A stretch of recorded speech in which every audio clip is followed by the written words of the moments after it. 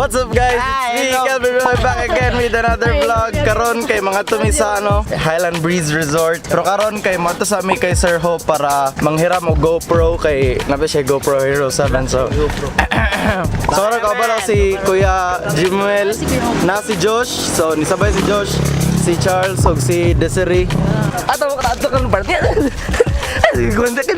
Wala amigo nga si Kelvin Roy gikan pa ni Davao City. Davao City! Davao City!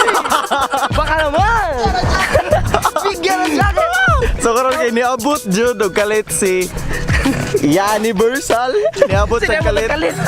Dili ba ganina pagpasakay na magpadikab dito sa kanto sa Karante dos. Niabot sa kalit so na bantayan na mo. So moto may gani kay natawag na mo. Nakaabot siya. Hapit ko mabiyaan no, hapit ko nila biyaan no.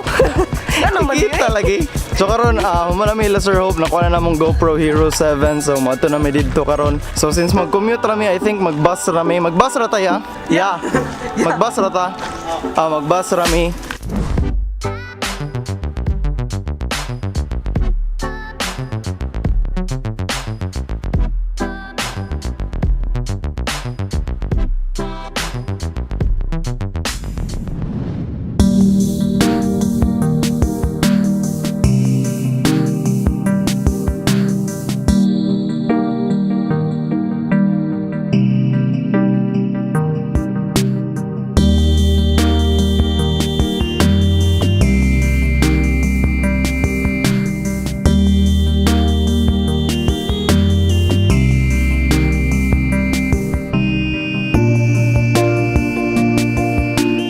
Guys, karon kay abot na Medria karon sa Compostela.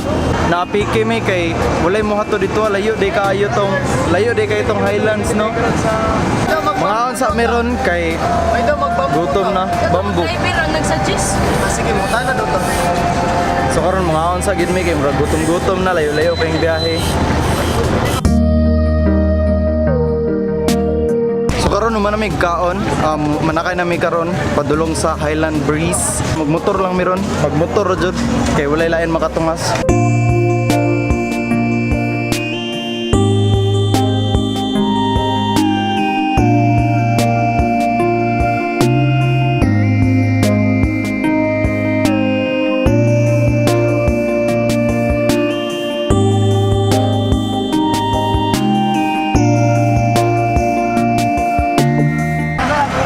Karon kinakaabot na may diriya sa Highland Breeze nga resort diriya sa Compostela. Unplanned kayo siya, layo kay may kinabtan sa tinuod lang.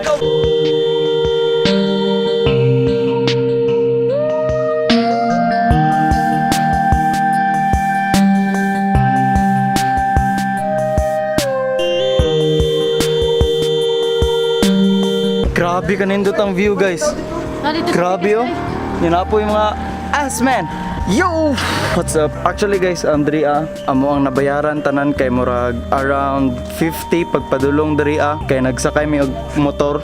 Nagmotor lang mi so 50 ang pangayo nila. And then Dria pod 50 ang entrance pag maligog pool and then 150 para sa table lang na naipayong-payong ingana lang. Kani siya Dria, unplanned kaayo siya kay nagplano mi nga. Murag, di ba? Plano jud sa Tagum lang jud ta mo naligo.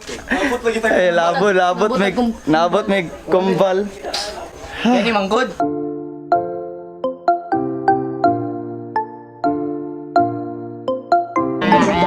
Dapat diretso mong tingin mo, kakalimot ka na. Abi ko mas init pa sa patag, mas init pa. Basta si Nami tip ko mo ato ba dire? Ayaw. Pero bitaw guys, sa tinod lang pag-abot na mo diriya kay makamahay gamay. Kay gamay lang kay nindot man gud ang view good.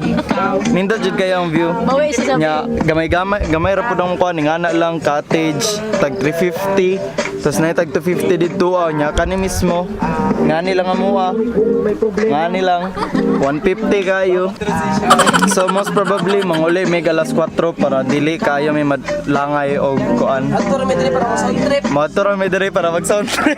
Saking mata ra yun. Mo jud ni ang kuan ba ang pinaka unplanned gid kayo nga laag. Mga nagmahay. Ay nanak ko title ani. Nagmahay. Sa man? Unplanned trip gone wrong.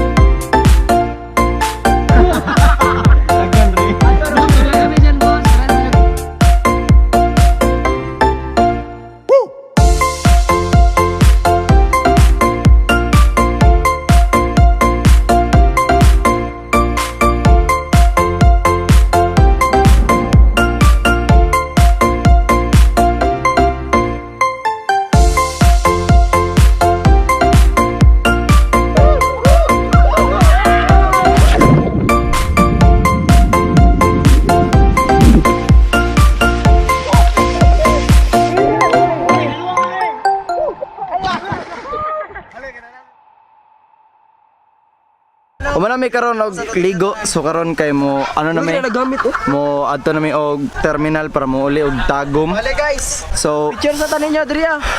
crap.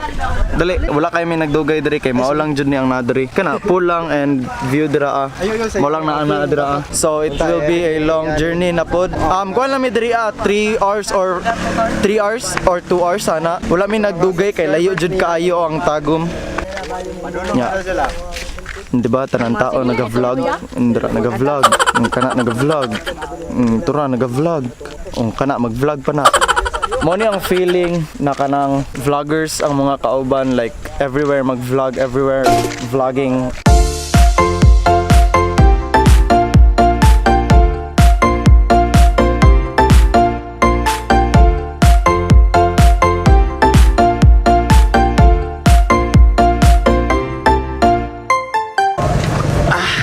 So nakasakay na gid mi no.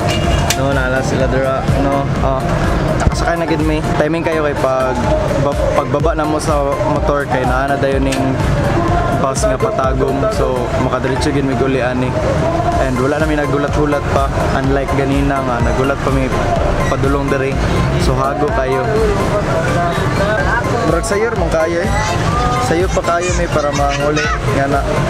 So God bless our trip.